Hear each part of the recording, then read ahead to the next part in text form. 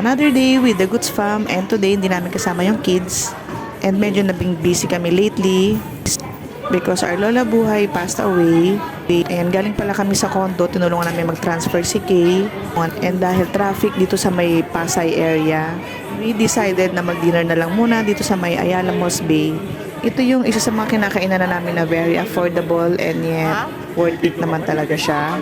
So dito kami sa Hawker Chan.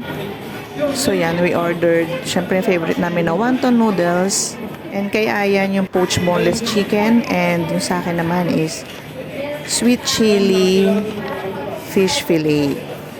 Parang bago ata nila sa menu yun, chef special. And since may event din today, andito yata yung The Valley. And good thing talaga wala masyadong tao sa Hawker Chan. So dito na namin napiling kumain. Yan, so this one, ito yung sweet chili fish fillet. So para siyang sweet and sour fish, ganon siya. Masarap siya and medyo spicy. So kung medyo mahilig kayo sa ganon, yun, you should try this one. But for me, medyo oily lang siya since syempre deep fried yung fish. But in fairness, masarap siya. And ito yung favorite namin na wonton noodles. So kung hindi nyo pa na-try sa Hawker Chan, you should try this one. Very affordable and masarap yung mga food talaga nila. Actually, yung wonton noodles nila, malaki yung serving niya eh. Parang pwede siya sa good for two. And ito yung favorite talaga namin na wonton noodles as of now. Then si Ayan, yung favorite niyang in-order dito is yung poached boneless chicken. So, yun lang.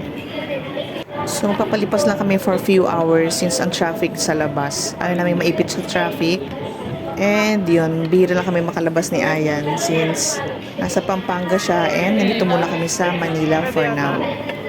So, dito rin namin napili sa Ayala Malls, Manila Bay since dumaan kami ng MOA, napakaraming tao. And ito palang drink ko is barley with calamansi. Yan. Must try din siya. Masarap siya. Parang siya may pagka-lemonade. Yan yung lasa niya. And very healthy. Yung pagdaan namin sa MOA kanina, napakaraming tao dun sa may seaside. So siguro na-miss na mga tao lumabas because siguro the past 2 weeks hindi makalabas yung mga tao dahil may bagyo nga naman. So, later dyan magpe-perform yung The Valley. So, hindi kami familiar dun sa band. Nakita lang namin siya dyan na may event. And here's Ayan, busy-busy siyang kumain. So, bakit siyang guluhin. So yan, dito magpe-perform ng The Valley. Actually, magpe-perform na ata sila dito. Hindi kami familiar sa band, pero nakita namin siya parang puro millennials, mga Gen Z, mga nanonood dito.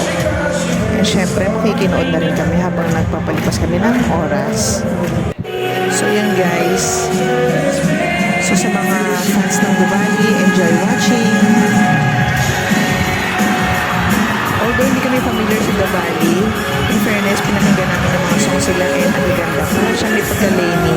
So yun lang guys, enjoy watching.